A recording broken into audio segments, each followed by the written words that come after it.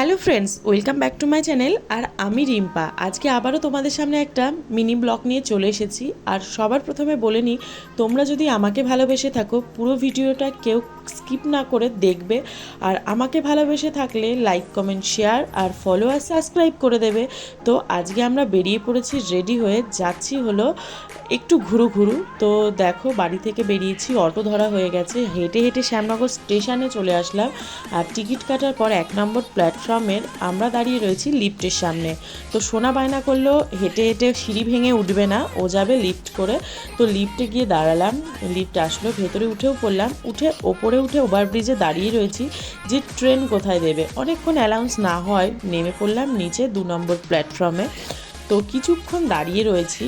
তো দাঁড়িয়ে থাকার পর দেখতে পারবে যে ট্রেনটা না আর দুয়ে দিল না। লাস্টমেশ ট্রেনটা অ্যানাউন্স হলো, দুঃখের বিষয় সেই আবার 4 নম্বর প্ল্যাটফর্মে। আবার সিঁড়ি ভেঙে ভেঙে ওপরে উঠছি। আর দেখো, ট্রেনটা ঢুকেও গেছিলো, তোমাদের দাদাভাই একটু গেছিলো স্টেশনের বাইরে, তাই দেরি হয়ে গেছে। তো দেখো, দৌড়ে দৌড়ে শেষমেশ ট্রেনটায় উঠলাম। আর উঠে বসার জায়গাও পেয়ে গেছি, যেহেতু ওটা ছিল নৈহাটি লোকাল। তো আমাদের বাড়ির কাছ থেকে নৈহাটি লোকালটা ফাঁকাই থাকে যাওয়ার সময়। আর আমরা যাচ্ছি কোথায়? ব্যারাকপুরে। যাচ্ছি ব্যারাকপুরে, হলো আমার গাড়িটা সার্ভিসিংয়ে দেওয়া রয়েছে, নিয়ে ওখান থেকে একটু ঘুরবো, ব্যাস এর জন্যই বেরিয়ে পড়েছি। তো দেখো, ব্যারাকপুর স্টেশন থেকে নেমে টোটো ধরে নিয়েছি। আর যাব হলো এখন আমার গাড়িটা নেওয়ার জন্য। তো তোমাদের দাদাভাই নিয়ে আসবে, আমি বাইরে দাঁড়িয়ে থাকবো, ওয়েট করব।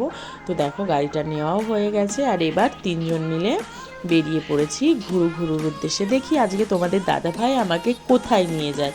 আমাকে তো বললো স্পেশালি একটা সুন্দর জায়গায় নিয়ে যাবে। তো দেখি, ওয়েট করে রয়েছি। তো দেখো, তোমরা ভিডিওটা দেখতে থাকো। আর দেখো, ব্যারাকপুরের রাস্তা, গাছপালা, মনোরম পরিবেশ। ব্যারাকপুরের পরিবেশটা আমার কিন্তু অসাধারণ, খুব সুন্দর লাগে, কারণ ওদিকটায় পুরো গাছপালা ভর্তি। ফার্স্টে ভেবেছিলাম পার্কে যাব, তারপরে ভাবলাম যে না, অনেকটাই সন্ধে হয়ে এসছে, আর পার্কে আর যাব না।